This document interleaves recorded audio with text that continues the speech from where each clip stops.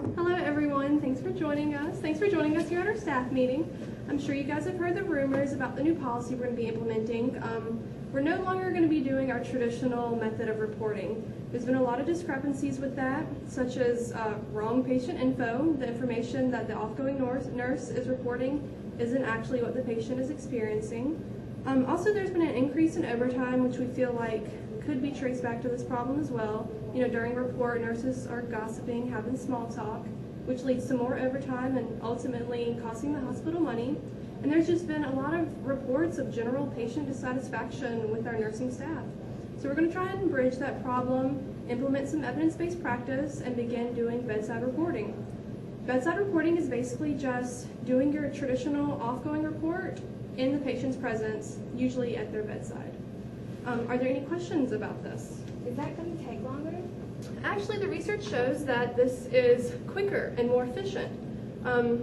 There's less time taken because distractions are eliminated. You're not having that small talk like what we talked about. You're doing your report in the patient's presence. Both nurses can directly observe the patient, so there's less time taken to fix problems. There's improved communication, better nurse accountability. And on other units that have implemented this, they've reported that nurses are able to prioritize better. They're able to prioritize their workload better in the morning. And this also has been linked to less patient call light usage.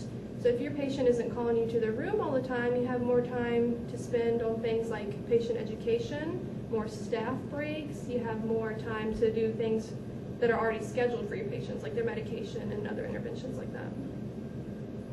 Do you think that it would be uncomfortable to discuss a patient right in front of them?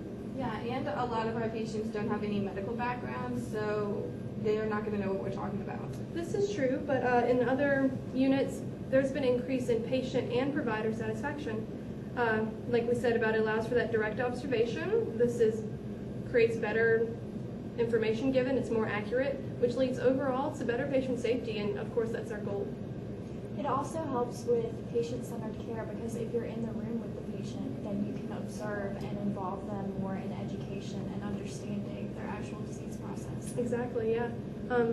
Well, this has been a great discussion, guys. If no one else has any other questions, we can go ahead to our normal work. This is going to begin at 7 a.m. with the oncoming nurses tomorrow morning.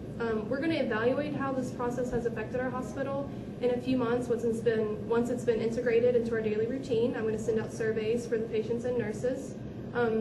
Some other things to remember just when you're giving your report, like you would your normal report, include patient demeanor, diagnosis, any trending vital sign information, their I&O, pertinent assessments, their functional ability, their diet status, and any upcoming procedures, medications, or needs that the patients may have. Thank you for your time, guys.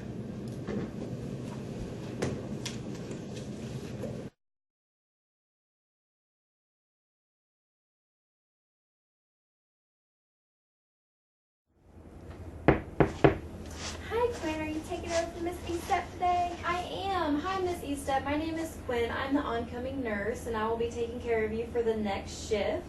We are implementing a new style of nursing communication. It's called bedside reporting. So essentially, Jennifer and I will be talking about your healthcare information in your room with you. Is it okay if your guest stays for it? Yeah, that's fine. Okay. Okay, so this is Emma, her daughter. And our patient today is Miss Jamie Estep, a 50-year-old Caucasian female, full code. She was admitted earlier today with Dr. Adams with complaints of abdominal pain and guarding. She also reports feeling nauseated and that she threw up twice before arriving to the emergency department. She has a medical history of hypertension, substance abuse of tobacco, and alcohol, and her daughter brought her to the emergency department, right? Yeah, I'm not an alcoholic though. Yes, you are, Mom. I find empty bottles in your wastebasket all the time. You're always drinking. She's definitely an alcoholic. Okay, well, What were her latest vital signs? a blood pressure of 156/88, a heart rate of 110, respirations were 20 beats per minute. Her last blood glucose was 95 at 6 o'clock. Are you sure about that? I think the other nurse came in earlier and it was an 88. 88. Let me Okay, we'll check double that. check that. Yeah, 88. Got the LPN. Okay, thank you, Emma. Thank you. Her labs have been drawn for CBC, Okay. CMP, amylase, and lipase.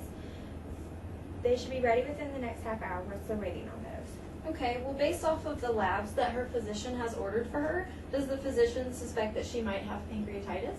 Yes, that's what they're suspected of. She came from the ED with a 20 gauge in her left forearm with normal saline running at 100 milliliters per hour. Are you talking about the tube in my arm? Because I don't have anything in my left arm. I just have it in my right arm. Oh, let's take a look. Oh, it is in Yep. her right arm. Okay. Okay, let me do it. We'll document that. Sorry, Miss Fix Estep. that right now. Okay, so she also reports her pain has been a 7 and an 8, and since she last received her dose of Dilaudid. Yeah, now that the pain medicine's kicking in, it's really like a 5 or a 6. So if you guys can just make sure I get that again, I'll be good. Okay, Mrs. Estep, it looks like your doctor has you ordered to receive your pain medications every 4 hours, and we really try to keep with that schedule so that we can stay ahead of your pain and your pain doesn't become too intense. Your next scheduled dose for Dilaudid is at 8 a.m. The patient also reports a lack of appetite for the last 24 hours. Okay. She's on an NPO diet. Okay. She has a Foley catheter in place, 15 milliliters since a unit admission.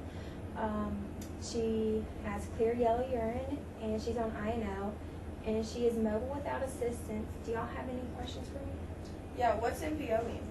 Well, Mrs. Estep, NPO basically just means that your doctor doesn't want you to eat or drink anything because your doctor thinks that you might have pancreatitis, which means that your pancreas is inflamed. So basically, you have a hard time digesting food and liquids. So he's trying to keep you from having the pains associated with that.